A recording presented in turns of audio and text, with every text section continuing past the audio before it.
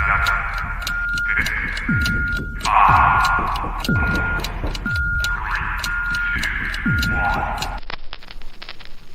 is the difference between being punk and being a punk? We are here to talk some punk rock, some music, comics, punk culture, DIY shit, anything we want to talk about. That's what fascinates me. Give me everything. Absolutely everything. I find that music and comics have always been intertwined. Muckspout. Chicks dig it. Don't worry.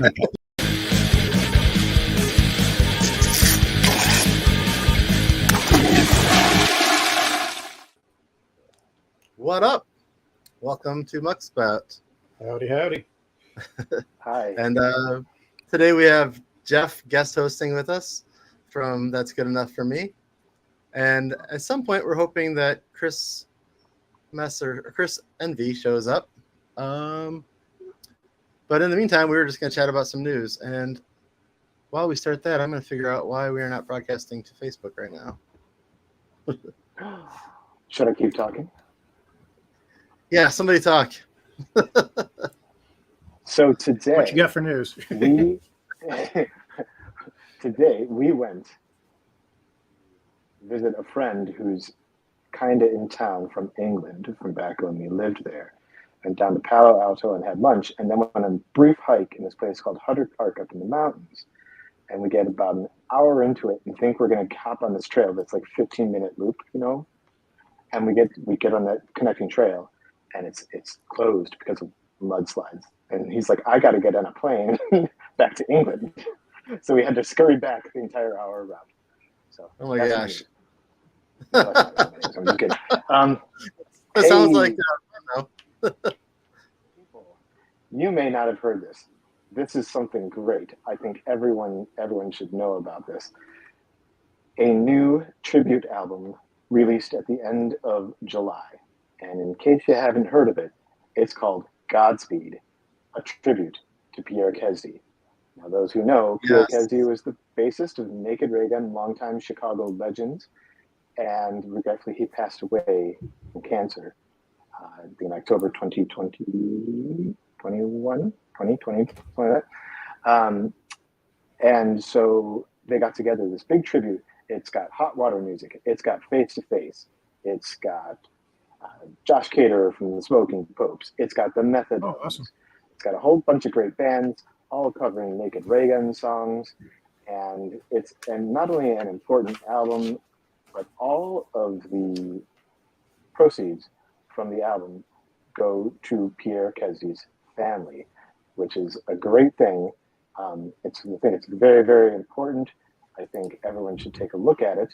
You can pick up the album and other associated merchandise at bigminnowrecords.bigcartel.com. I'm trying to find that information for you now, but I highly recommend you take a look at it. There's a limited edition vinyl, and you can also download it direct as a download from Bandcamp.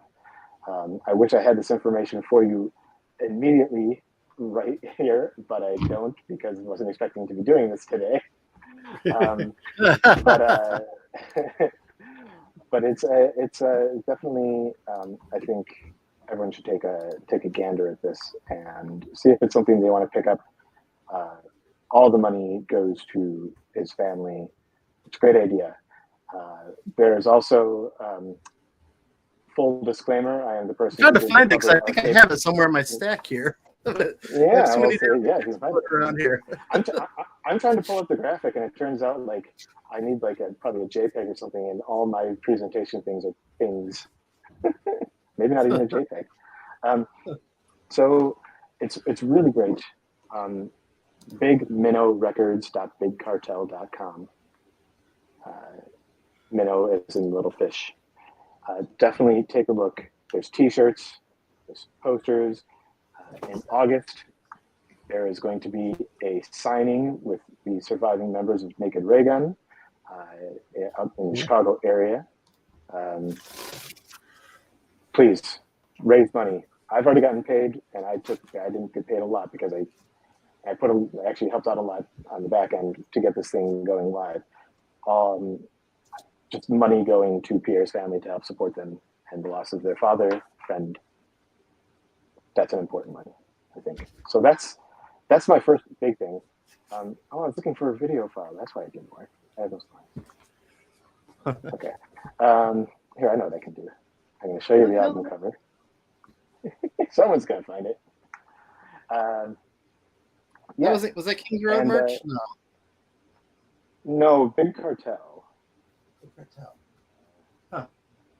Okay. Well, well, somewhere around here I have it, but I guess I We can't. were totally unprepared. Yeah, super unprepared. I feel very unprofessional right now. Yeah, it's okay. Here, I'll share my screen. Hold on a sec. I can do that. I can share my screen. I want to share. Oh.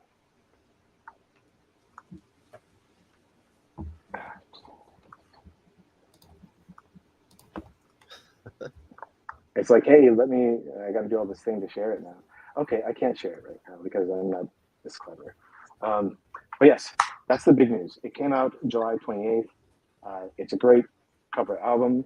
That's goodenough.for.me.com got a bunch of people together to do a track by track discussion about the songs. I found Jay Robbins' cover of the obscure track "Got Hurt" is one of the best ones. Of course, Josh Cater does an amazing job transforming a pop punk banger into this kind of goofy, so good at that, catchy, moody song. You know, he's so good at that. Yep. And then you got some good punk tributes. I've read a lot of reviews on the album. A lot of people point out that it's not bands as much turning Naked Raygun songs into their own as bands honoring the original music in their own style. So there's a lot of chances for people to just turn it into something completely different. They didn't, unless they knew they could do it right. But a common criticism with tribute albums is you didn't really do too much. You didn't change too much. Yeah. But in this case, it's because Naked Raygun songs are so inimitable that to do it close to the source is actually a good thing, I would think. So yeah, that's one big piece of news I think we got around here. I know there's a lot going on. The last time, no, it didn't. Oof. Okay, so this is CD stuff. Like, oof. We didn't get a chance to talk at all because it happened. I know where you're going already. AF Records, and no Anti-Flag, just Anti-Flag, right? Right. Like, yeah, that was messed up. Yep. So, as for people who have been trapped under a rock for the past month, a ongoing podcast by the creators of the Shout Louder news blog called Enough. It reached its 40th or so episode, and basically the guests come on, they talk about abuse within our industry and our music scene, and they share stories of their experiences with that. And very often the guest / victim it provides an anonymized story, but it's sometimes really clear to read between the lines. And in this case, apparently the person described what appeared to be sexual assault from Just Insane, from Anti-Flag. And this is, what's the word they use? We're not saying it happened. Allegedly. We're saying that allegedly, thank you. Yeah, so the alleged abuse. However, things don't seem very good because the day that this podcast went live, the band scrapped all of their social media. They pulled out of their European tour that they're on and basically just told everyone they broke up. And a lot of people were able to put two and two together. A lot of people are kind of bummed because Anti-Flag represented this kind of moral character that they always wanted to reach for. They wanted, like, this band seemed to be on the bleeding edge of liberal politics, doing the right thing, and to have someone from one of your hero bands, even if it's only one person, commit or allegedly commit acts such as this was very heartbreaking. And there, in the ensuing fallout, a lot of bands which were planning on or were about to announce releases on on Anti-Flag's AF Records pulled out from the label, and that includes so American Television. Jared, who has left the band because he moved, but he's on their new upcoming album. This is his final recording with them. They had to find out how they could regain control of their new album. They pulled out Pity Party from the East Bay, was about to announce a new EP. They had to pull out, and that's the good thing is a lot of these bands are moving forward. And eventually, Just Insane released a statement stating that he categorically denies the accusations, that there may be misunderstandings. The rest of the band members released a kind of more anodyne statement saying we stand with victims, et cetera, but it looks like they're done for.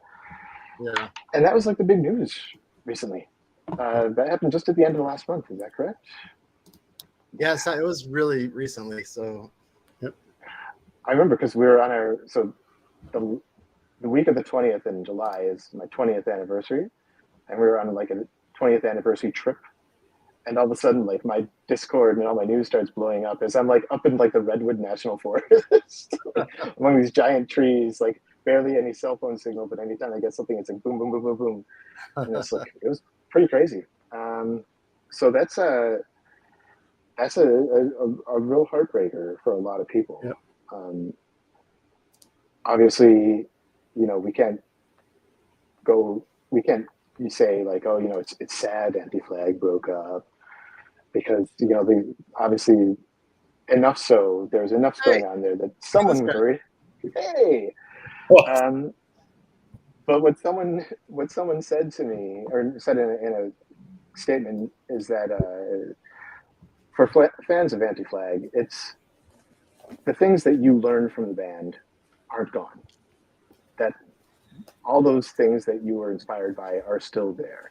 And just because your hero or heroes turns out to be not to be who expected them to be, doesn't make the lessons that they may have taught you at the time any different. You know, you're still fighting your fight. That's great. So yeah. Speaking of heroes. Hi, everybody. Hi. How you doing, Chris? Hi. I was waiting for a phone call. Oh. And then I sorry, didn't prep you very well. Yeah. You're sitting there by the landline waiting for it to ring. Like, call me. Old school. I'm glad you saw the comment on Facebook. Yeah. So we have Chris from Showoff with us tonight. We've just been kind of talking through some news while we're waiting around. All right. I'm trying to find a spot that's good in this house. Good light. Natural. I don't have much good light in here. Yeah. I got this ring light. It was like $11 on Amazon, and it does wonders. You can see my tan. Ooh, yeah, like I'm trying to sort out what I'm going to do about that for the future. Like I do have a light. It's not a ring light, and it's like literally like I can see it right over the monitor. But like as I was saying, like this office room is still in flux from the move, so it's not like I tried to turn it on. It's like not plugged in.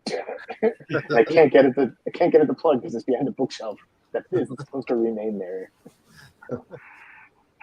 Well, Chris, welcome. Hi.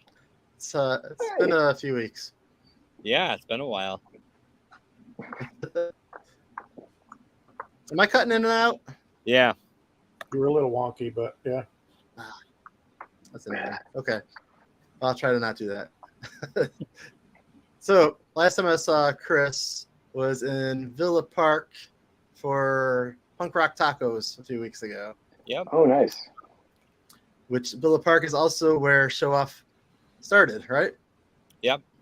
Yeah, that's where we started out as young. 20 something years ago. We'll just call it 5. I'm like doing the internal math in my head, and I'm like, Yeah. 20 something. It's horrifying. Yeah, it's kind of crazy. So it was a fun show, by the way. It was actually, you were a fun surprise that day because I was not expecting to see Showoff there. Yeah, we weren't expecting to play there until like the day before. So, and Were you filling in for someone, or we're like, of course. So, Yeah, so there was like what, I don't know, 15 bands or something, and actually the Prozacs got added to that one late also. Yep.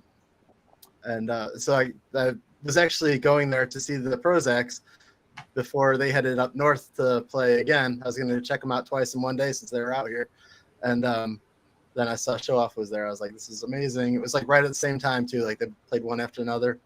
So yeah, it was cool. I got to meet Jay from the Prozacs. I've never met him before.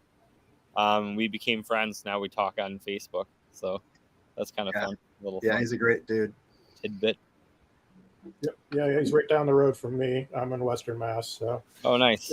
Yeah, he's a great guy. Yeah, really nice guy. So cool. Showoff's back. Showoff is Again. back. Yeah. You guys have been So which, friends. so which iteration of the band is this by now? This is the I know. third. Okay. Third iteration. Mickey was in the second. The drummer was in the second one. But I mean, as people know, it's like you get to be, in your early 30s like me. I'm just kidding. In your 40s, it's very difficult to keep a band going, and with Showoff in particular, it was like the drummer from the original version is doing the Fold. So he has his own band going. The guitar player, Dave is now doing he runs Riotous Records, so he does that, and you get to be in your 40s, and you kind of would rather be sitting on a couch at home than playing a show. Yeah, it's hard for me to get out sometimes because of that. Couches are pretty awesome. They really are. Yeah. Sit in front of the TV and watch stuff, and shows. Yeah, I don't know. It's hard to keep a lineup together for umpteenth years, and I guess even harder to keep it together when you're in your 40s and you have everything going on. Like, just kids are in school and people are they're living life, so you're like, yeah, I'd love to do that, but I got my kids, whatever, soccer game or whatever. Right. I can't go to the punk show tonight. I've got to go to the grocery store. Exactly. I got this beef Wellington in the oven. I just I can't really get that up. Sorry. Beef Wellington, you're doing all right. Following Gordon Ramsay's recipes. That's right. Oh. It's so, but just recently, you guys added Austin on bass. Is that correct? Added what? Austin? Is he? I don't know. Hearing. Oh, Austin. Yeah. Austin Keep. Yeah. Yep. So he's the recent addition on bass. Before that, was it Mike? We had Mike. It was only for a couple of rehearsals, and we thought we could make it work. But Mike is a very busy guy. Mike Muse. Mm-hmm. Oh yeah. A Muse. And he's a world traveler. Yeah, he is. Malva, his new band. He has another band too, and I don't know that. I haven't gotten a chance to see them. I went and saw Malva play, but yeah, Mike was in a Muse, and I had those guys on Dodgeball Records when I was running Dodgeball. Yeah, they were good too. Yeah, he's a great guy, and a fantastic bass player. But again, you get in our age, and Yep. things happen. He's also up in Milwaukee too, isn't He is, yeah. He lives in Yeah. Milwaukee now. I feel like I'm- Milwaukee is such an underrated city. People don't really know about it because we're so close to Chicago. Chicago gets like all of the fame, but yeah, it's been like, God, I've been living here for 17 years now. Pretty much. I move around a lot. So. We try to get up to Milwaukee whenever we can, and I've really enjoyed a couple shows up there. Like the scene there feels a lot like the Chicago scene from like early 2000s. Like it's I really dug the X-Ray Arcade and some of those places up there are really cool. Yeah, Like, great neighborhoods and like restaurants and lake access, like everything you want in a city. And parking is easier than in Chicago. I'd almost rather drive that extra hour up to Milwaukee to see a band play because I can park easier than seeing them in Chicago. It's so much. I don't know. I love Milwaukee. I love living out here. So it's been nice, and I think we're starting to attract some people out here. Like, what I mean to say is Milwaukee is a garbage hole. Don't move here because I need to park still. I don't want to turn into Chicago. The music scene is awful. The clubs are all shit. Yeah. Don't go. Nothing's good about Milwaukee. Terrible. This is gonna be. It's right next to this dirty lake called Lake Michigan. Chicago doesn't have that problem. No, it's, when growing up in like the Crystal Lake area, we occasionally we'd either opt to go to Milwaukee to see a show instead of into the city. Yeah. Or if it was a band we really wanted to see, we'd see them in both places, like one night and then the other one. But it was always really, Milwaukee's really, really great, and we love to go in there. Shank Hall back in the day, you know, the Rave and Eagles Ballroom was still great. So I haven't been back in decades now. I feel like Jawbreaker just played Shank Hall, not like super recently, but not that long ago. Probably, yeah. Less Than Jake was last night. Oh, nice. Yeah. So we get some of the good shows, but not enough for anyone to move here.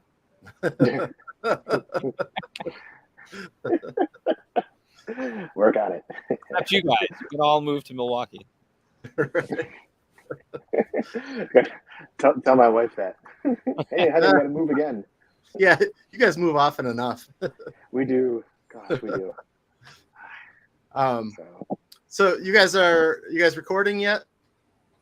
We were just talking about recording, actually. We're trying to get into the studio and I think we're just going to do like singles one at a time. It's kind of the new thing or whatever, and just makes it like monetarily easier to do. So do singles one at a time and then release them out and see what people think of them. Read all the comments about me being like an old chubby man with tight pants. Whatever they like to say. Yeah. It's funny. I love that stuff, though. I feel like it's like, I know what I look like. I don't need you to let me know that. But I also, if you don't like my music, I don't really care, Right. I don't really care. I'm making music because I love making music. I'm making music because there are people out there that like the stuff that I do. And for the people that like it, like, I guess it's interesting enough for them to want to listen to it. And I have fun doing it. So, like, I've never understood back in the day, it was even worse. But, like, I never understood the point in people going to a thread about a band and being like, this sucks. It's like, do you hate the band enough to, like, comment that it sucks? It's like going back to Jawbreaker, they had a line in one of the songs. I can't think of what it was now, but something to the effect of, if you don't like the way we sound, we don't like the way you hear. I get it. Not everyone's gonna love your music, It's just what it is. And the people that do, you're happy to have those people like express that they enjoy it, and it's really nice to see that. So having new music coming out like just makes it's exciting to see like what people will think of it. I like to read negative comments, so I don't mind if people say that stuff. I like reading the negative comments that are like creative, like at least call me something interesting. Yeah. If I enjoy reading your negative comment, then okay, like it's fine. If it's just like the stupid, like, don't be obvious. Exactly. If they leave a good comment, I still click like, and I'm like, that's a good one. You got me. Zing! Good way to be creative, But it's never that way. It's just like, you guys suck. This isn't punk rock. I know what it is. Okay. Some people got to go on just to hate stuff. That's how they exist for some reason. I don't understand why, but yeah, that seems some people's entire raison d'etre here. So I don't know. I know. I spend too much time on Twitter reading other people's bullshit. Twitter is garbage. If you think Milwaukee's garbage, it's X. Twitter X. Yeah, X. Yeah, X. The generic font X. Yes. All right. Yeah. But it's always the least creative comments on there too. I'm just like, are you serious? It's like all the stuff that you're reading. I like to read about politics, so yeah, it's plenty of ridiculousness there. That's how you can tell we're all old, because now we're like, I like to read about politics. Look, I want to. I really like that band, but have you heard about this news article in Chile? So on Prime Day, I realized that I got old because I was excited to buy a food processor. Oh, see, I understand that. That's fantastic. Food's good. Like preparing and creating food is all ages sport. Well. So if you're looking for Showoff to maybe go into the studio and release songs singly, as it were, like how much new music do you think you got in the bag? If you don't mind. I write a crazy amount of songs.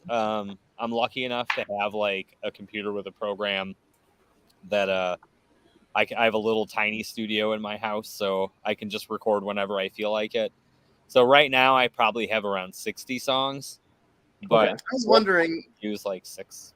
I was wondering in that way, like because you were working on a solo record last year, and more recently you had the Rad Racer stuff. I was wondering how much of that stuff gets moved into like a Showoff or something. Yeah, it's a little difficult because with the Rad Racer stuff, like, I was the whole purpose of the band was to not be Showoff. So, yeah, it doesn't sound like Showoff. So I was wondering how that translates. It does. Yeah. So I was writing songs to not sound like Showoff, and so yeah, trying to move them over. I don't know. They don't really work. I don't think for Showoff. It's not really pop punk. It's more like Strokes-esque type stuff. So yeah. Is that a cat? Yes. I see a tail. Charlie over here. He decided to join the. That's my dog. Anybody else got any pets they want to bring in? I keep mine on the other side of the house. My daughter to start making noise. Oh, hey, puppy! Say hello. Hi. So, having that kind of freedom in your own little studio, your own little corner, when you have a song pop up in your head, like, do you know right away if it's a Showoff song versus like something that you want to maybe push off to another project, or does it kind of like, does the song pop in your head and then as it kind of builds, does it then start to take a direction? Yeah, I feel like when I write, I usually have a melody in my head that I'm thinking of, and then I have the Logic X for Mac, and I kind of get a drum beat that's similar to what I'm thinking of, just kind of to keep rhythm, and then write the guitar parts, and then around the melody. Everything goes off melody for me. Okay. And usually it is like Showoff material that I write. So like if it's not Showoff-esque, then it's usually that I'm writing like with a particular thing in mind, you know.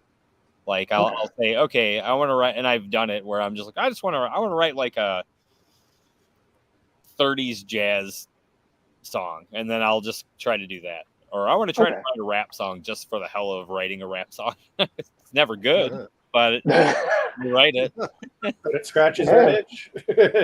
And I'm like, that's good enough. And then I delete it. Spill is almost rap, though. Yeah, I remember back in the day, somebody was like, you guys, with my band before Showoff, AYA, we had stuff kind of like that too. And there were people that would be like, there was an article in this, like, I don't know, it was I guess a fanzine back in the day, and it said like, AYA invented the rock rap mixture, and I'm like, I don't think so. I just like to sing fast, you know. But I'm like, don't put me in that category. Somebody was like, you're kind of like Busta Rhymes of the punk. Oh God, Busta Rhymes, all right. Whenever I hear that song, I'm just like, how the hell does he keep up with that? Like, that sounds like a lot of work. Yeah.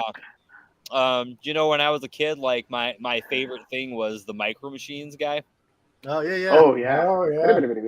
Yeah, and so I would try to imitate him all the time. So like, I feel like when I sing fast, it was just my imitation of when I was a kid, like trying to keep up with the Micro Machine guy. Totally Then you forgot did it. about that guy. You got on the Digimon soundtrack, That's right? That's right. Yep. Yeah, our last show, I heard people talking about, they were on the Digimon soundtrack. And I was like, still paying dividends. All right. They ever just yell out at a show, like, play Digimon! Just in their Digimon shirts, and they're like, if you play that one song, they're like, yes, and then they leave. Yeah. They're like, I just want to hear that song. We would feel like Milli Vanilli, you know? We only know it's true, and then everyone's gone.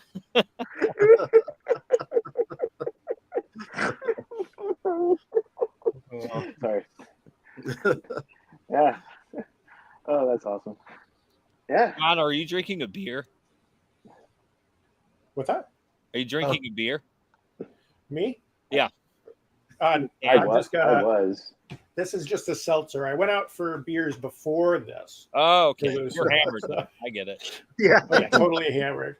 He can't handle me. Me, Unless he's totally hammered. professional. Yeah. You can't handle the proof. I was just actually telling the people I was out to dinner with, I said, that used to be how I deal with. We talk about comics a lot here too. And I used to deal with a lot more comic people than rock stars. So I would go to a convention with my wife, and we'd have a beer just to mellow out, to be able to talk to people for the interview, because it'd kind of mellow you a little bit, Sure it does. So. I had like 3 shots of tequila at one of our shows before we went on, and I felt very relaxed. Very good. Yep, I was like, I feel great. I just kept talking about Ronald Reagan all night for some reason. This goes out to that bastard Ronald Reagan, Union Buster. And what year was this? Oh, this was like a month and a half ago. Okay, there you go. Yeah. Jelly bean eating motherfucker out here. Yeah. What you know? People in the crowd were like, "What's happening? Is he having a stroke?" Yes, he is. All the Digimon fans. What the hell is he talking about? Who's this Ronald Reagan guy? Yeah. Talking about the guy for the future, right? There's like one guy that comes to the front with a Reagan Youth T-shirt on, and he's like, "Fuck yeah, let's do this." Encore on the Reagan stuff. Right? Right. People my age are out there going, "Yeah, I get you. I understand what you're saying." The younger people are like, "I don't know what the hell this guy's talking about. I don't understand who that is." But, like I mentioned Gumby, and people were like, "What? Gumby is?" They're like, "No." Brady Bunch, I Dream of Jeannie, nothing. Yeah, nothing.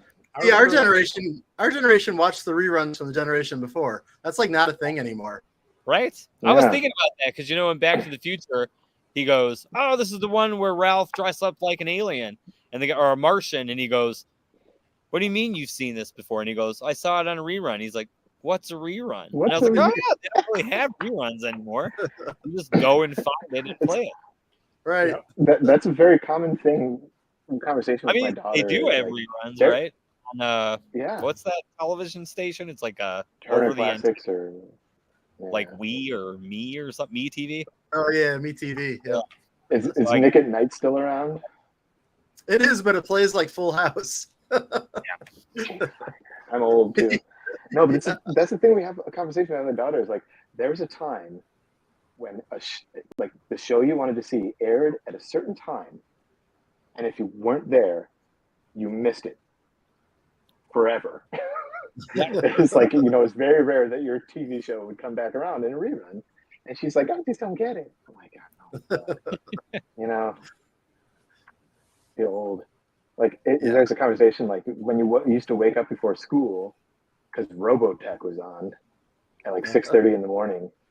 Yep. And then like you missed one episode and like you come in the next day, like you go into school and all your friends are talking about what happened and you're just like, I missed it. I don't know what happened because you've never seen it again until like years and years later. But you know what? One thing about that back then, spoilers weren't a big deal because everybody watched it at the same time. Yeah, it was nice. Yeah. It was also kind of like like an event. You know what I mean? So like everybody was watching it at that moment. You knew that they were, and then when you left, you could just talk about it. So yeah, that's kind of cool. And spoilers weren't a thing because there wasn't that internet business going on either. So unless you had the long corded phone that connected to every single one of your friends, you weren't hearing about that shit till Monday. So yeah, the internet's great, but it's also like it also kind of sucks. It's like for my kids when I'm like, I feel sad that like, for them, they're gonna meet a person. I remember being young and like going to a show and like, a very young 16-year-old guy. You go to a show, you see a cute girl at a show, and you're like, oh my God. And you like, I want to talk to her, like that nervousness and etc. And now it's like, you just, for them, it's, I'm going to look them up on Facebook and like, this is what they do and this is what they like. And it takes away some of the mystery, It's not as fun. Not as fun when you could just go to a show and be like, who is this band? Like, I'm just going to go see them. And you go see them and you're like, this band's amazing. And they just happen to be playing with like some band you knew. And you get music that way. It was cool. On the flip side, now it's easier to get home though and look up that band and listen too. So there's like a flip side. Like this is true. Although ideally, you buy their music at the show, right? Ideally, yeah. I feel like else you'd never hear them again. It takes like I want to say 800 listens of a band's songs for them to make the same type of money that they would if you just bought their record. It's like takes it away. Like I know everybody hates Lars Ulrich when he's talking about Metallica's songs and whatever, and people stealing songs from on the internet or whatever. Back in the day, it happened more often because now you don't have to. You could just log into Spotify and whatever. But now it's middlemen stealing money from bands. So it sucks. Yeah. Like I understand people's desire to listen and to be on it. I had Showoff stuff off of Spotify for a long time. And it was simply because I felt like they don't pay bands well enough. Like, for us making that kind of a statement, we're not going to make a dent in Spotify, make a dent in Apple Music or whatever, but I don't know. Listeners have to care for that to make a difference. Yeah, nobody's going to, because people just feel like music should be free, or that, I pay $10 a month to listen to your stuff. And you're like, well, I don't actually get any of that, Right. It doesn't matter. I mean, for me, I'm not trying to make money off of music at this point, but like it certainly matters for bands trying to tour. It's difficult to tour. It was difficult to tour when I was young. It's way more difficult to tour now because you just can't make enough money to make it make any sense, especially again when you're in your 30s and 40s and you have responsibilities. Like, how do you leave for a month to go do a tour to play for a bunch of people when, if you're a band like Showoff size, we're lucky to get like $500 outside of Chicago. We'd be very lucky. Yeah. I mean, we have some places that are better than that, but like, it's for the most part, small bands, like they're lucky to make enough to pay for gas. So yeah, and I've seen a ton of bands that have to do like pre-tour sales of merch and things like that and pre-orders to be able to make the gas money to get to their first tour dates, and it's just cascading from there and just getting merch sales, like you said, to get from show to show. So it's huge. Those, if everybody can get out there and, good Lord, buy a t-shirt, buy some, vinyl or CDs or whatever, it's huge to a band. Yeah, for a few years now, I've been trying to buy vinyls like from the band's website as soon as they post it, which kind of sucks because I also like supporting the record stores. So it's like, it's hard to support everybody. I'm on a fixed income. Yeah. I mean, the industry has definitely changed, and like Chris was saying, it's like, Spotify, the Daniel Ek way is like anytime he gets up in front of a microphone and talks about the best way for bands to publish their music to make the most of it, he's not talking about for them to make the most for themselves. He's talking about the best way to make the most for himself and Spotify. Absolutely. And it's just like that kind of like responsibility has moved somewhat from like those record executives of the 70s and 80s and 90s over to these streaming platforms.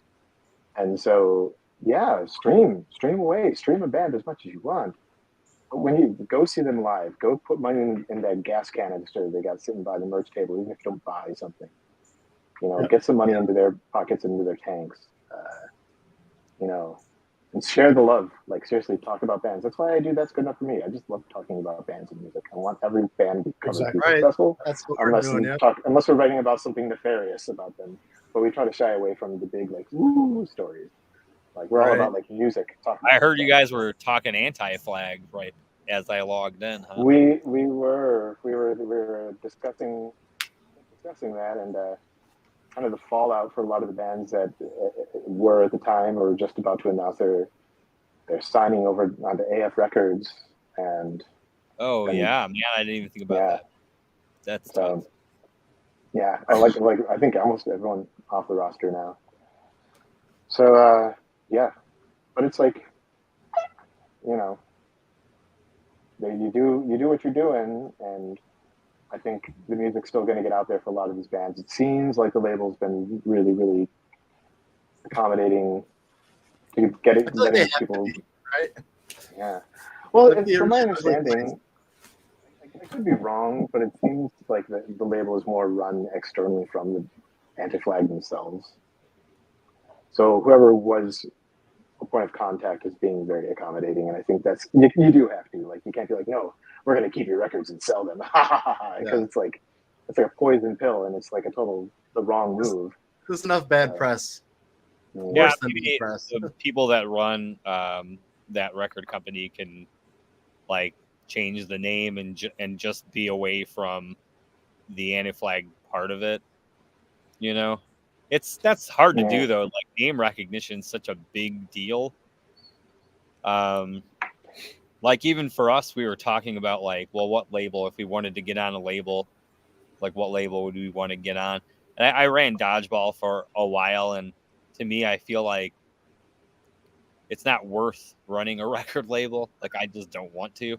I don't want to deal with that many bands, and probably in hindsight, I think I probably would have signed like one band, work one band, and then if it does something, whatever. But I did like a bunch, and I was stretching myself thin. But like it, people get demanding. Bands are very demanding with stuff, and you're just like, I don't want to deal with that. Like, I'm doing this, like, to be really. I thought like with dodgeball, I was like, I'm just I want to do this like out of the kindness of my heart. I know I'm not making money. I know I'm going to lose a lot of money, but I want to help these bands. But yeah, it's not worth it. Like a lot of the bands that were on there were great. Some of them weren't, but you would hope those bands on A&F, what is it called? A-F? AF? Yeah, AF Records, yeah. Yeah, you would hope that they can land somewhere where, they can be helped, but having that AF on your record helps you sell. And then that's the name recognition. So for us, when we talk about it, we're like, oh, it'd be really cool to be on like, Hopeless Records or something where people know that record label's name. Yeah. But hopefully they land on a label that makes sense for them. And it's weird to think about. I met the Anti-Flag guys a couple of times in my life on tour. You never really, and there's so many times where I hear people do like something happens and somebody did something to somebody where you're like, I can't imagine that person doing that. Like, just can't, like, I don't really know them, but like, you hang out and have some beers and you see nothing of that kind of craziness from that person. You're just like who the hell thought Jared from Subway was a kid diddler? Right? Like, nobody would imagine that. That's what he is. It's crazy that stuff happens. Like, we did a whole tour with Brand New, we got into trouble. I don't remember what it was for. Wasn't it like trying to get a picture from a girl or something? Like a young girl? There's so many, yeah. There's some, yeah. I don't know. Sometimes this band comes up in conversations in our back channels at the site because they're kind of local in the scene. Yeah. Because one of my guys is like in the New York area, one of my editors. So it's like there's always a chance to like do something or be around something. Yeah, it was. I'm not the name. It does. I don't know. It wasn't good. Let's just say that. No, it wasn't good. And again, that's somebody I was around for an entire tour, and I was like, I never saw him do anything like that. Like, it's so shocking to. Yeah, it's wild to hear about the behavior of certain people. It's wild to me. It's wild to me that there are people out there who want to take advantage of like young kids, young girls, young boys, whatever. Like, that's just insane to me. I don't understand it. Yeah. But that doing stuff that I just don't understand. Like, and maybe it's because maybe I'm super naive. Like I might be like a Mr. Rogers naive type of person where I just feel like why can't people just be nice to each other? I just don't understand. Like, why can't you, like the people. So I live in Waukesha, Wisconsin, and it is like more probably Republican than Democrat. And I'm like, I just don't get you. Like, why can't you just stay the fuck out of other people's lives? You know what I mean? Right. Just stay the fuck out of my life. You don't need to worry about this dude's marriage to this other dude. You don't need to worry about her getting an abortion. You don't need to worry about like what I do with my life. It's not your fucking business. Just leave people alone. But they are the people, by the way, and I'm probably preaching too much here, but they are the people, by the way, who are like, I want small government and I want people to stay the fuck out of my life. But you want to be in everybody else's, It's like, Jesus. I want freedom, but if you want freedom too, I want you to do this, this, and this, and this, just like me. They just want the freedom to oppress. That's really what it is. That's all it boils down to. So, yeah, it's fucking gross. Yes, and fuck that shit. Are you allowed to swear on this, by the way? Fuck yeah. I don't know if YouTube likes it, but we like it, so we do it. So I think the advertisement now is go to Milwaukee, not Waukesha. Well, I'm telling you, like, my neighbors are pretty great, and you could probably, when my wife and I were buying houses, we were like, our realtor was like, "Where would you like to live?" We were like, "Anywhere but Waukesha." And here we go. Here you are. But it turned out to be great. I feel like most of our neighbors, like in this general area, they're pretty good. So pretty good. Nice people. I was gonna say you're outside in the yard there. If you're preaching to the neighbors over there, they're like, "He's about to get his ass kicked live on our show here."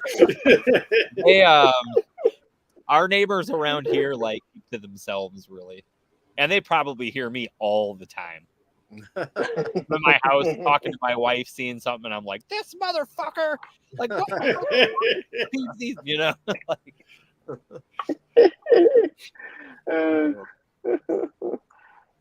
But we like to have here. You guys are getting a small portion of what my wife listens to every single day from me. I'm just like, I'm sure she's rolling her eyes like, oh my God. Like, I get it. Yeah. Why don't you go back and play with your band? I'm tired of you. Don't you have a punk show to go to, honey? Yeah. No, I'm old. I know. I want to get on the couch and watch that. Yeah, I think that's in the marriage vows. The older I get, they always say the older you get, like the more conservative you become. Like people say that. Yeah, people are like, when you're young, you're like, of course you're a liberal because you're bleeding heart and want everything to help everybody. And when you get older, you become more of a Republican because you have more common sense. And I'm like, not even close. Like I was kind of the reverse of that personally. Like I feel like I was more conservative years ago, and now I can't even understand it. No, I can't. I'm just like, how are you a party without any fucking policy? It makes no sense. Your policy is like, let me control everybody else, and everything else. It's like, how are you going to fix the economy? No idea. But gay people can't get married. Like, oh, it's politics of obstruction more than anything. But I read a political article, speaking of those, recently that like delved into like whether or not that adage is true. Like you're liberal when you're younger and conservative when you're older, and that kind of was the case when there was a time when people they owned a lot of things. When they got older, they got a successful job. Their wives stayed at home, took care of the kids, and the husband went out and got his job, and they could buy a house on one person's salary, and they could have 2 cars. And like at a certain point, that switch just got flipped. And now people are like, in their 40s, 50s, they can't afford a house. They're married. They're both good paying jobs. They have children, maybe not children. And they're just priced out of so many things. And it's like, so maybe their tie-in there was like, once you owned a lot of things, you're like, I don't want people to be taxing me on these things, and I want to keep these things. But that was a thing that, if it ever happened that way, was decades and decades ago. And that reality has not been the case for a long time. So. Yeah, that's good to hear. That doesn't resonate with me at all. Like, I feel way more liberal now. And I mean, I was liberal before, but now I feel I'm more like liberal now, probably because I know more things. Exactly. Read more books. Yeah.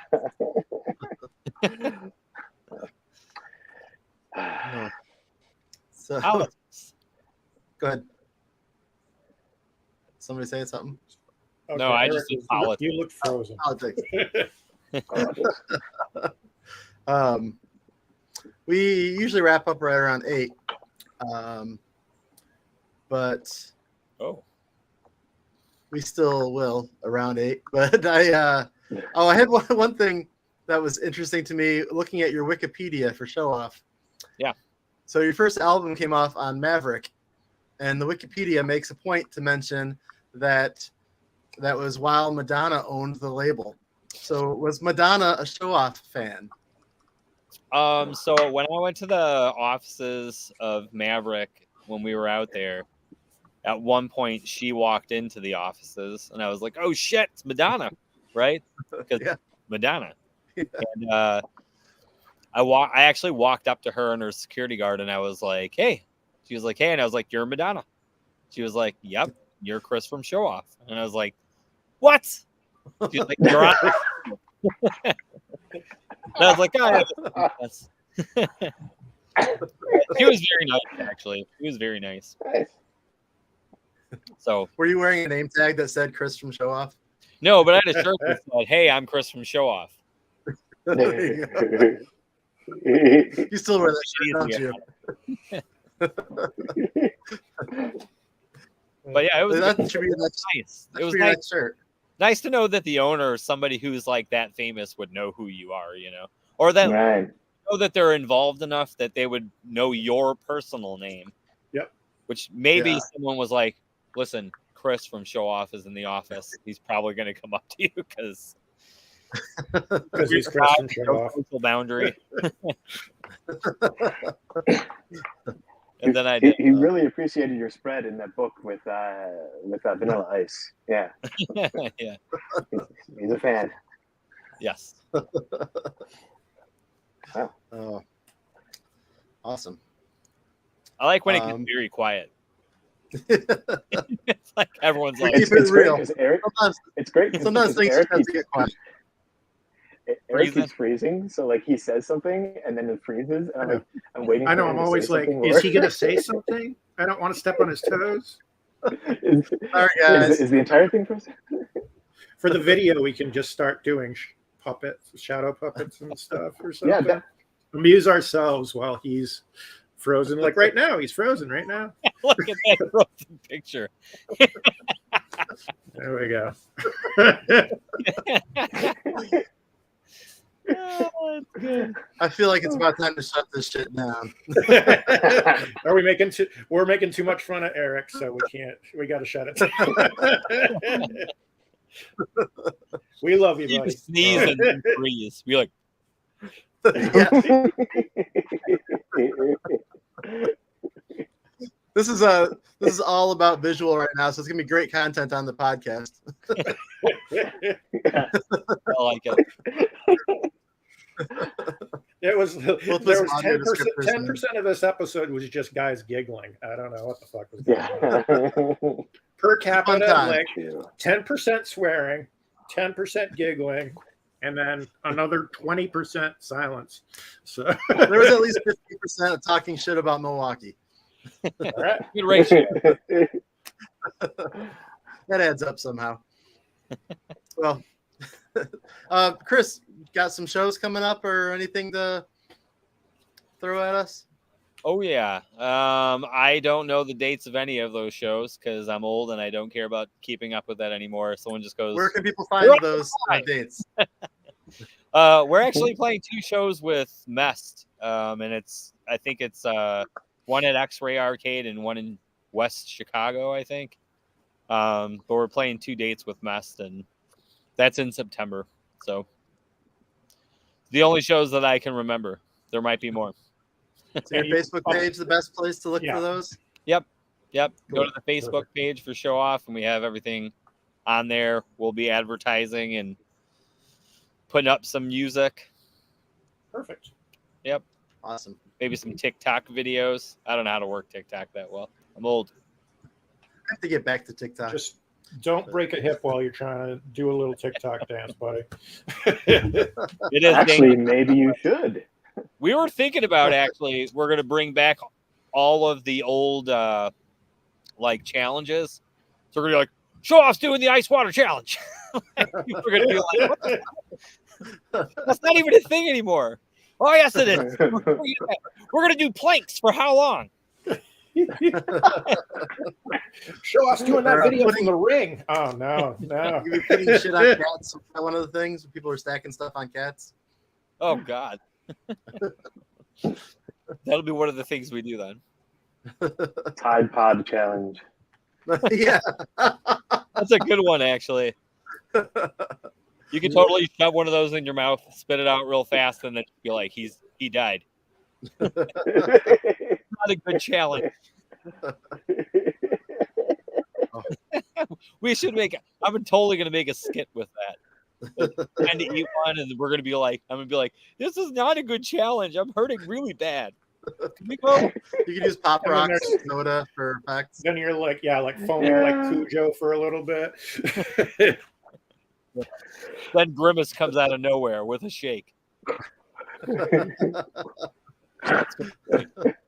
2023 in a nutshell. Exactly. Well, thanks for coming on, Chris.